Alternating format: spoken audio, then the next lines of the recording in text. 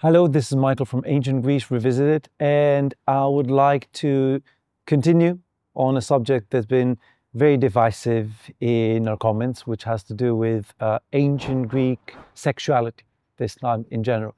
And I want to add my review on a review of another video, and the review is by a great channel called Metatron, which you might be aware.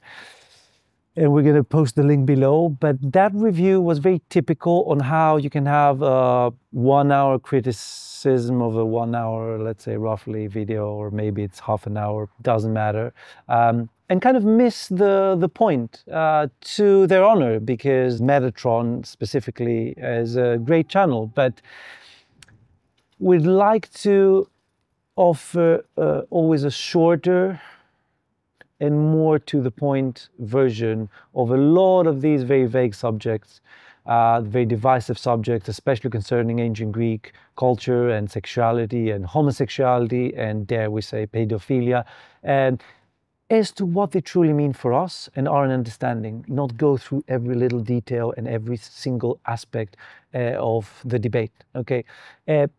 The criticism of the video, and hence the video, was about whether the Greeks were liberal or conservative in their sexuality.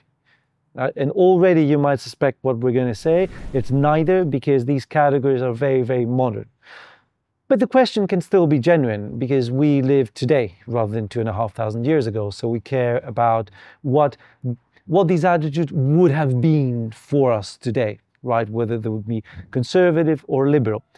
And here's where it gets interesting, because there's another thing that we need to demodernize in order to understand how the ancient Greeks might have seen this subject, which is the conflation, the modern conflation of sex and procreation.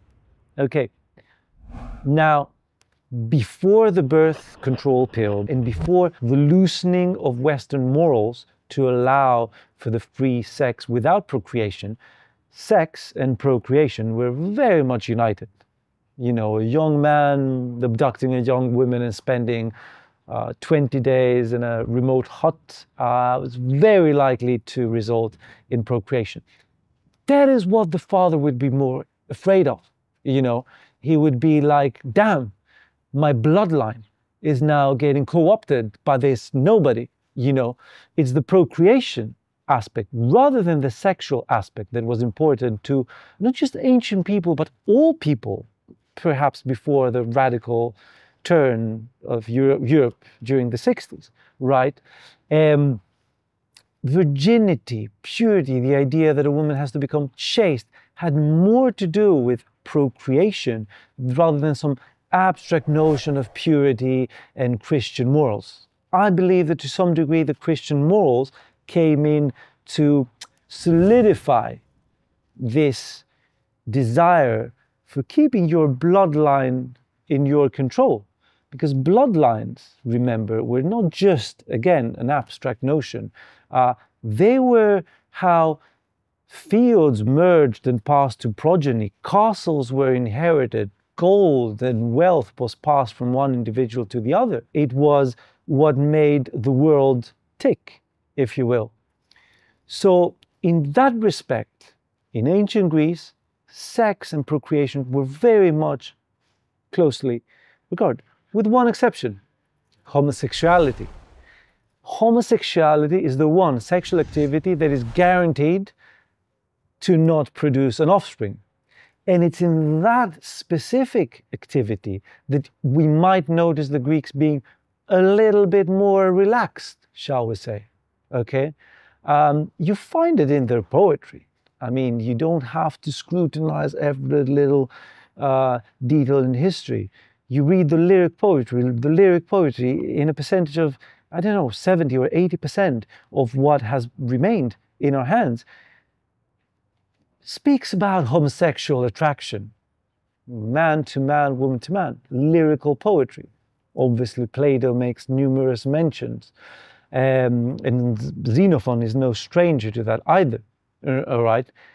But the key to understand is that these relationships, to the degree that they existed, and the question of what was that degree is an interesting question, we're just not as important as we think they are.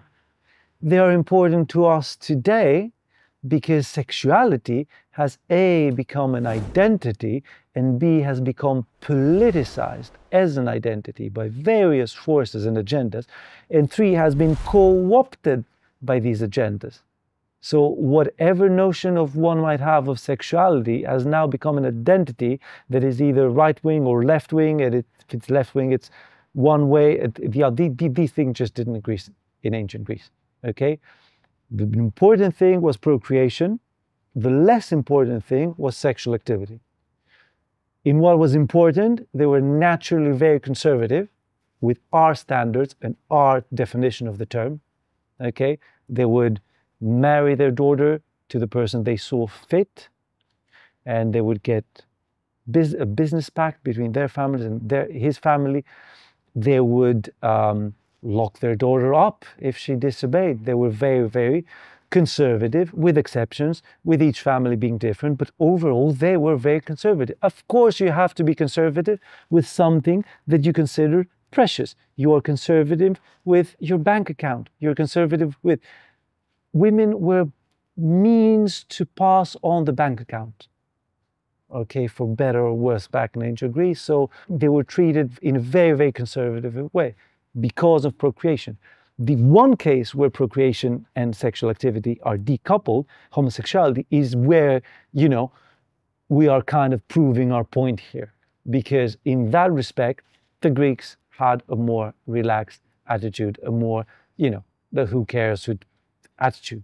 This notion, to me, rather than splitting hairs about how ancient Greek morals mapped to our modern political agendas, which is insane, the best answer is to what can we learn? What can we learn by revisiting and understanding ancient Greek sexuality? And one thing that we can learn is how far removed we've become from this procreation and from family values and from building dynasties. The idea, I have yet to hear a man of my age or younger speak about dynasty, saying, I want to start a dynasty. But most men worthy of their name in ancient Greece would, of course, think about their dynasty. How do you think that the families who are ruling over you and me are ruling over you and me? Through dynasties, through slowly accumulating wealth the right way, not betting on Bitcoin, but intergenerationally, right?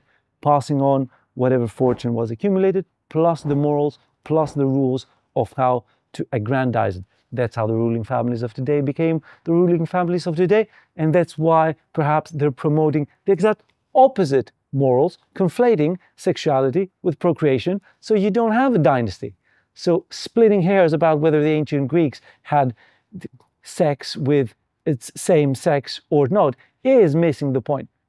It's these two things that might be kept different, and it's that thing that could give us some power. So I'm very much for knowledge that can empower us, which is what we're trying to do here in Ancient Greece Revisited.